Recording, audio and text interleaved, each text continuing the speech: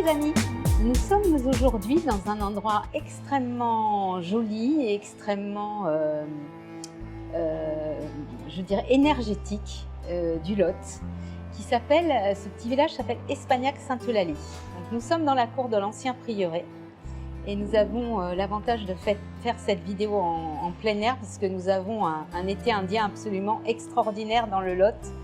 Nous arrivons au mois de novembre et c'est un temps qu'on aurait bien aimé avoir au mois de juin et au mois de septembre. Donc on en profite pleinement. Alors aujourd'hui, je vais vous présenter une nouvelle recrue, une nouvelle intervenante des Rencontres de l'Inconnu, qui était présente l'année dernière sur les rencontres en tant que festivalière, mais qui n'était pas intervenue. Et cette année, elle nous a proposé une conférence dont elle vous dira le titre et dont elle va vous parler du contenu. Alors cette personne, cette nouvelle intervenante, c'est Evea de la Capella. Bonjour Evea. Bonjour Violette. Merci à toi, à vous, d'ouvrir cet espace d'expression et de permettre du coup la transmission de nos connaissances respectives. Merci beaucoup. Eh bien écoute, de rien, ça nous fait plaisir parce que je pense qu'effectivement c'est un sujet, le féminin et le masculin sacré, que tu as l'air de très bien maîtriser. Merci. Et donc quand tu m'as parlé de faire une conférence, bah écoute, j'ai été conquise et j'ai eu envie de te donner une tribune. Merci, je te remercie vraiment, vraiment merci. Donc le sujet de cette conférence que je t'ai proposé, c'est l'androgynie primordiale et le retour à l'unité. Donc c'est tout un chemin. J'exposerai, il va y avoir donc il y a tout un plan de conférences, peut-être qu'on en discutera là, dans cette vidéo, et j'exposerai et quelques faits par rapport aux mythes et aux cultes, aux différents cultes où l'androgynie primordiale apparaît. En fait, c'est un concept qui est universel, qui apparaît vraiment dans beaucoup de cultures. Et puis après, concrètement, dans les faits, comment on aborde ce chemin, ce cheminement de retour à l'unité par le mariage interne, masculin et féminin. Alors, tu nous parles d'androgynie, nous parleras-tu d'Hermès et d'Aphrodite? Oui, bien sûr. Voilà. Oui, d'Hermès et d'Aphrodite. Voilà. Et alors, je ferai une courte définition de ce qu'est l'androgynie, étymologiquement aussi d'où vient ce mot androgyne. Je parlerai un peu du banquet de Platon. J'exposerai donc rapidement quelques cultes, parce que ça pourrait être un sujet de conférence à part entière, du coup, et c'est très intéressant. Et en faisant des recherches poussées sur le mythe de l'androgynie, on s'aperçoit que ça apparaît dans beaucoup de cultes, chez les Dogons du Mali aussi. Ça apparaît dans certains cultes grecs, des cultes cachés. Aphrodite était vénérée à Chypre sous le nom de Aphroditos, et c'était une femme avec des attributs masculins. D'accord. Et où les praticiens de ce culte, les initiés, se travestissaient pour les jours de célébration. Donc c'est un domaine qui est très vaste, donc effectivement. Et on parle de l'hermaphrodisme. Et voilà, de l'hermaphrodisme, exactement. C'est pour ça que je te parlais d'Hermès et d'Aphrodite, parce que voilà, il faut savoir d'où ça vient. Oui, et leur enfant hermaphrodite. Donc oui, voilà, j'exposerai un petit peu tout ça en ne m'étendant pas trop, et puis bien sûr aussi de Christos et Sophia, parce qu'on œuvre à cette reconnexion et à la réunification de ce principe de transparence, c'est-à-dire non plus celui qui reflète la lumière, mais celui qui la laisse passer, celui le transparent, le cristal qui la laisse passer. Et pour moi, le Christ en est l'exemple le plus marquant, et c'est pour ça d'ailleurs qu'on l'appelle le Christ. Et oui, exactement. Voilà, tout à fait, absolument. Oui, tout à fait. Oui, et tout ça, c'est des processus, et effectivement, laisser exprimer. En fait, le retour à l'unité, c'est laisser exprimer notre potentiel, notre divinité, dans son entièreté, et pas que féminine ou que masculine, parce que on est fait des deux polarités. Bien sûr. Tout ça se réunit, et tout est histoire de mariage mystique, de mariage alchimique, que ce soit au niveau du corps et de l'esprit, de la matière et du subtil, du féminin, du yin et du yang, voilà, exactement. Extrêmes orientaux ou orientaux, ça se retrouve un peu partout, effectivement, et c'est très intéressant. Oui, c'est très intéressant.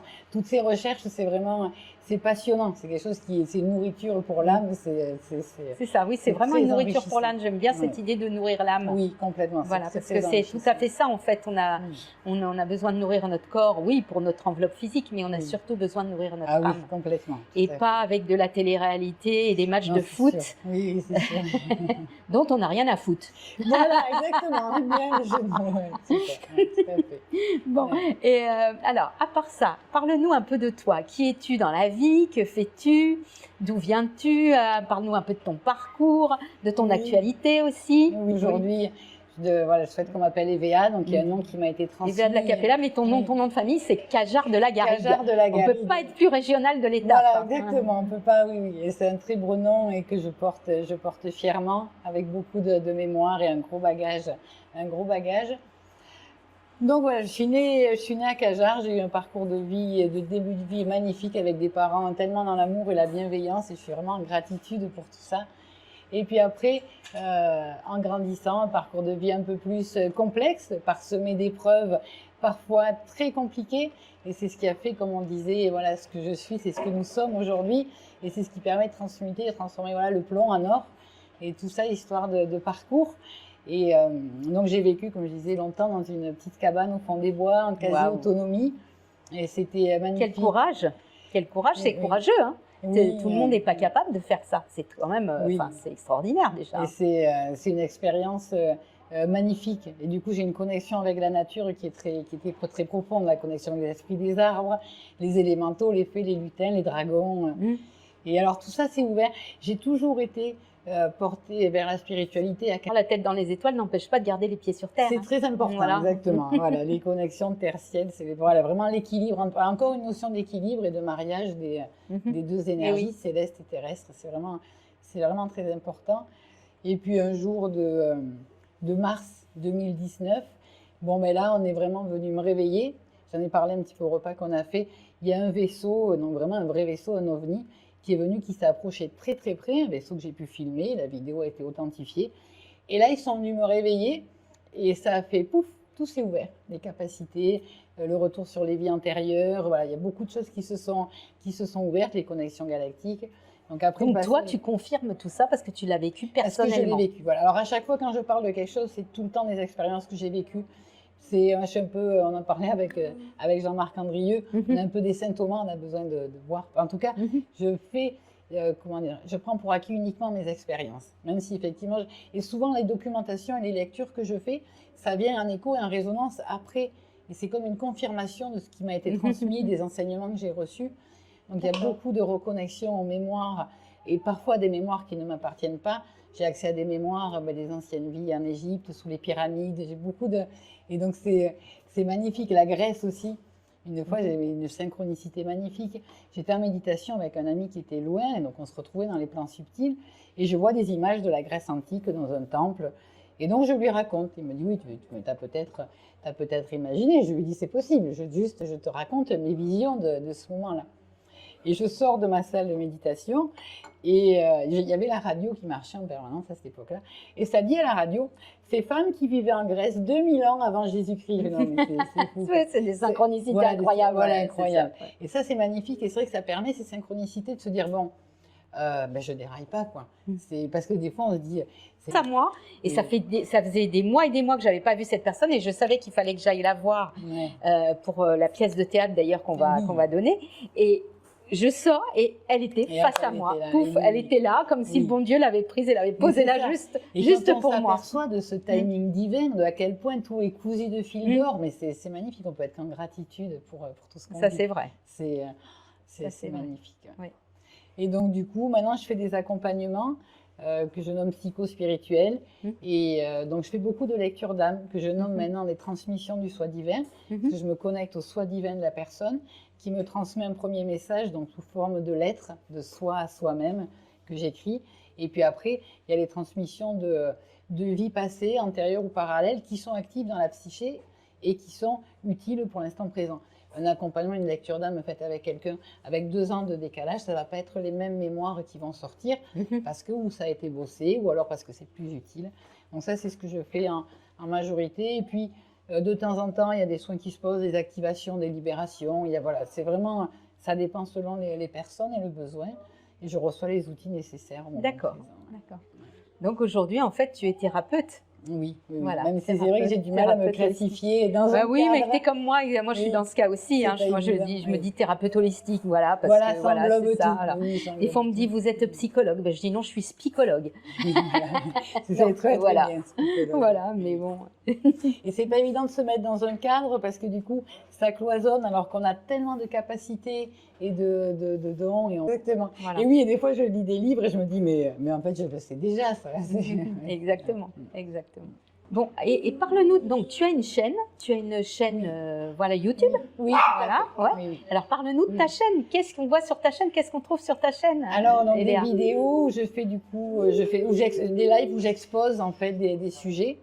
Donc c'est très souvent de manière intuitive. Quelques jours avant de faire la vidéo, j'ai le sujet qui arrive. Donc j'ai développé plein de sujets, plein de thèmes. Il y a aussi des méditations, pareil que je fais sur l'instant. Des méditations que j'ai été guidée. Donc on m'a transmis un protocole. Donc là c'est les arcturiens qui m'ont transmis ce protocole, qui est un protocole où on apprend à générer de l'amour et c'est très très puissant. Donc cet amour, on l'offre à la terre, on le fait descendre dans le cœur de Gaïa. Et c'est une chouette méditation. Donc elle, c'est tous les 22 de chaque mois, à 21h. L'heure au début qui m'avait été transmise, c'était 22h22, mais c'est un petit peu tard, surtout l'hiver. Donc bon, j'ai un peu mis ça un petit peu plus tôt. Et beaucoup de sujets. J'ai fait des vidéos où j'ai parlé d'Enki notamment, ça a été un de mes enseignants. Il y a eu tout un parcours d'enseignement. Au début Métatron. Alors parle-nous d'Enki. Moi, ça m'intéresse de savoir qui est pour toi Enki. Alors pour moi, c'est un être mais qui est très avancé et que j'ai mis pendant un moment, enfin comment dire, pour moi, c'était quelqu'un avec un tel bagage d'enseignement, une âme très... Et en fait, il m'a toujours dit, tu me fais pas d'autel, pas d'idolâtrie, il m'a toujours mis au même niveau. Il y a du coup un sentiment de fraternité par rapport à lui. C'est magnifique. Donc beaucoup d'enseignements, des voyages aussi, il m'a amené en voyage sur d'autres plans, me montrer la vie sur d'autres planètes, ce genre de choses, comment ça fonctionne. Alors c'est un Anunnaki, Enki, on est d'accord? C'est une de ses incarnations. C'est une de ses incarnations. C'est une de ses incarnations. Et c'est comme s'il était venu dans cette incarnation-là, des Anunnaki, comme pour interférer positivement le processus des choses. Alors parle-moi de ces autres incarnations, parce que moi j'ai une idée sur la question, je serais curieuse de savoir si tu me rejoins. Oui, alors des fois on a des perceptions qui sont différentes. Comment je pourrais dire ça? Je sais qu'il est connecté, il a vécu d'autres incarnations. Et pour moi, il est à l'origine de la fondation de nouvelles civilisations. En fait, il y a des êtres qui l'ont rejoint suite à la scission qu'il y a eu avec les Anunnaki. Et lorsqu'il a quitté cette incarnation, de plus en plus d'âmes se sont incarnées auprès de lui. Et alors pour moi, actuellement, il fait partie d'un collectif de nombreux peuples qui œuvrent pour l'accompagnement de l'humanité. Et tu n'as pas, enfin moi l'impression que j'avais, tu vois, Enki, pour moi, c'est la lignée christique. Ah mais complètement. Ah mais alors là, voilà, c'est la même énergie. Enki, on retrouve la même énergie chez Osiris, Horus, Jeshua, Shiva, Cernunnos aussi. Alors Ahura Mazda. Oui, aussi, exactement. Et Zarathustra. Oui, tout à fait. Et Bouddha. Oui, et Bouddha, tout à fait, exactement. Alors, pour moi, c'est... Mais oui, c'est une lignée. Alors, pendant un moment, je savais pas si c'était le même être qui a été divinisé, parce qu'on retrouve le culte de la création de l'humanité. Prométhée et Athéna, c'est exactement le même culte. Et je l'ai relu encore il n'y a pas très longtemps, justement en faisant les recherches sur l'androgynie primordiale, avec cette notion d'être qui a été créé dans de la glaise, et avec le souffle de vie qui a été insufflé. Je l'ai relu il n'y a pas longtemps, je dis c'est encore le même mythe. C'est ça, oui, exactement, on retrouve les mêmes mythes. Voilà. Et du coup, je ne sais pas si c'est le même être qui a été divinisé au travers de plein de cultes, et c'est sûrement des deux, ou alors des êtres qui ont développé et permis de déployer l'énergie christique en eux. Je suis encore, et je pense que c'est aussi les deux. Mais c'est vrai qu'il y a beaucoup de syncrétisme dans les différents... Comme dit Patrick Buren-Sténas, Saint Crétin, priez pour nous. Voilà, exactement. Donc c'est très intéressant, toutes ces recherches, c'est très très intéressant. Ouais, super tout intéressant. Tout à fait. Ouais. Ah ben, donc en fait tu me rejoins sur la lignée christique d'Enki. Et oui, complètement, ça, oui, voilà, complètement. Voilà. Et ça fait partie aussi de ces mariages alchimiques dans le tantra égyptien. Donc c'est plus des pratiques de respiration où on marie l'Isis et l'Osiris en nous pour faire naître l'Horus, l'être christique, l'être divin. C'est ça, exactement. C'est tout ce cheminement. Et donc la lignée d'Enlil, c'est malheureusement la lignée démoniaque, la lignée satanique. Et oui, voilà. oui. Et alors ça c'est pareil, c'est lié lié à une de ses incarnations. Et il y a vraiment comme un bagage mémorial, même un égrégore qui a été du coup, qui s'est créé autour de tout avec ça. Seth, avec Voilà, exactement. avec Loki, je crois, C'est ça, c'est Loki, pour tout à les fait. Exactement.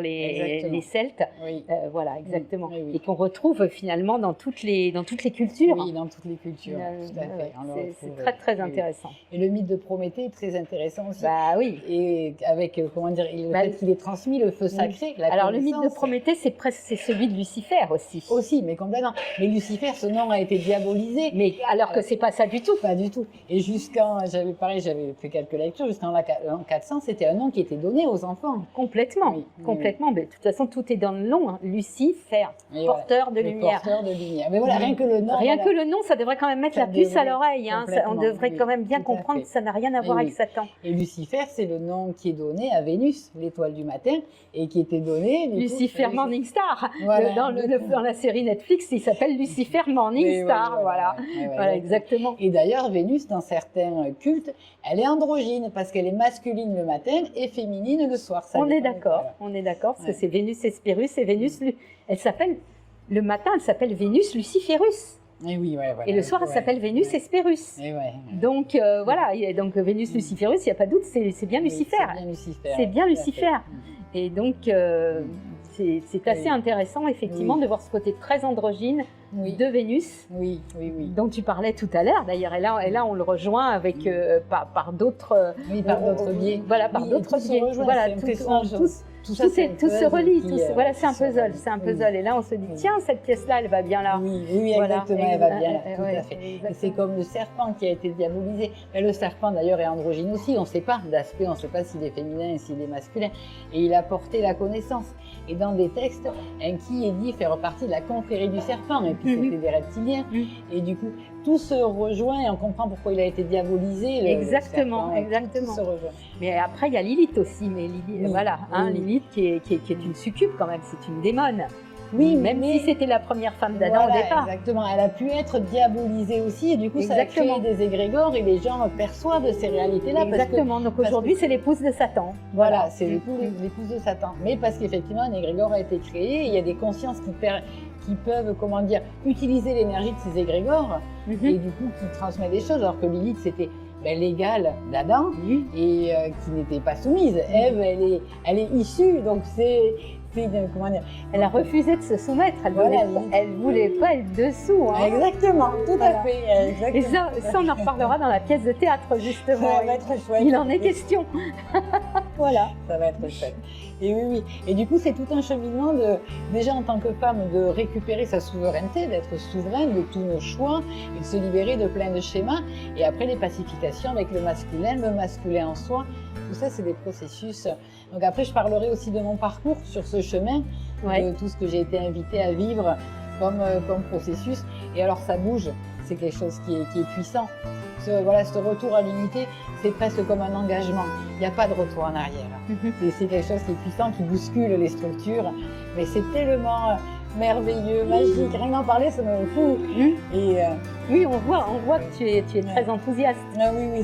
Et quand tu m'as dit OK pour la conférence, mais ça a fait... J'ai senti que quand je t'ai dit que j'étais d'accord, j'ai senti que tu étais une euphorie chez toi, que c'était presque une libération. Et oui, et c'est quelque chose... Comme si tu allais pouvoir justement te libérer de ce que tu avais à dire et des enseignements que tu avais envie de transmettre. Oui. Et c'est vrai que c'est tellement porteur. Et quand je fais des lives, c'est tellement...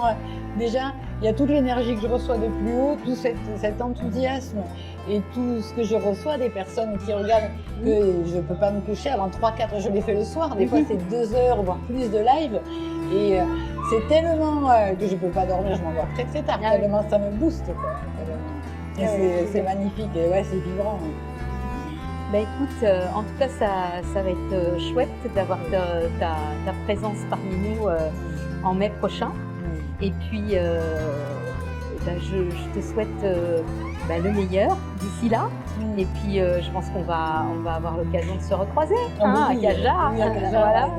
Et puis, je te remercie en tout cas pour cette interview. Merci beaucoup, Eléa. Merci à toi aussi. À bientôt. Merci beaucoup, à bientôt. Au revoir. Au revoir. Alors, tu vois, Evea, ce campanile là, qui est dans ce petit village du Lot, qui s'appelle Espagnac-Sainte-Eulalie, au bord du Célé, cette petite merveille d'architecture médiévale. Oui, c'est magnifique. Qui est absolument magnifique dans cet ancien prieuré, dont on voit effectivement qu'il a été Et oui, en partie détruit.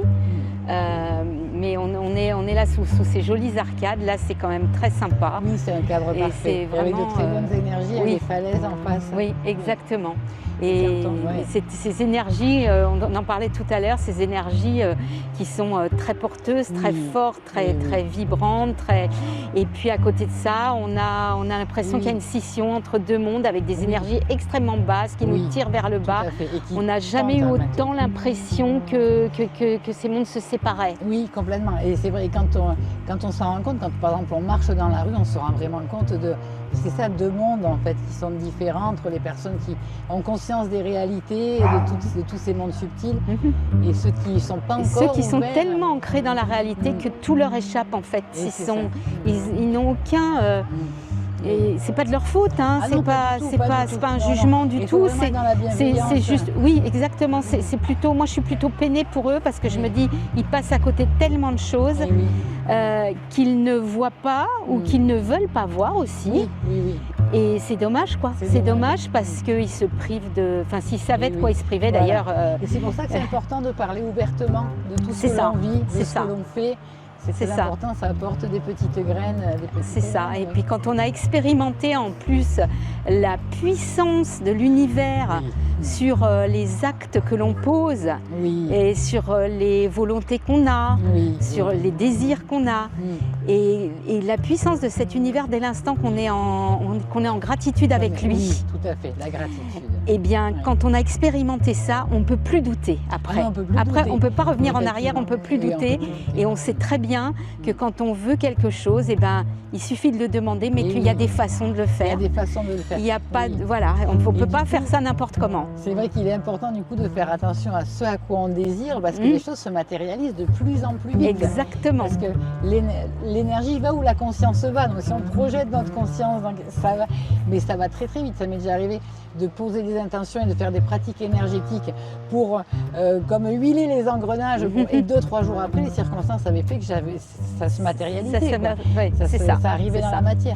Donc c'est vrai qu'il faut faire attention à nos pensées et à nos désirs, parce qu'après, en tant que là étant là incarné, c'est à nous de faire face aux responsabilités. Mais très peu de gens sont conscients de ça. Très peu de gens sont conscients du fait que ce qu'ils projettent dans leurs actes, dans leurs mots, dans leur façon de faire, dans leur comportement, a une répercussion sur l'univers tout entier. C'est l'histoire du battement d'aile du papillon qui provoque un ouragan.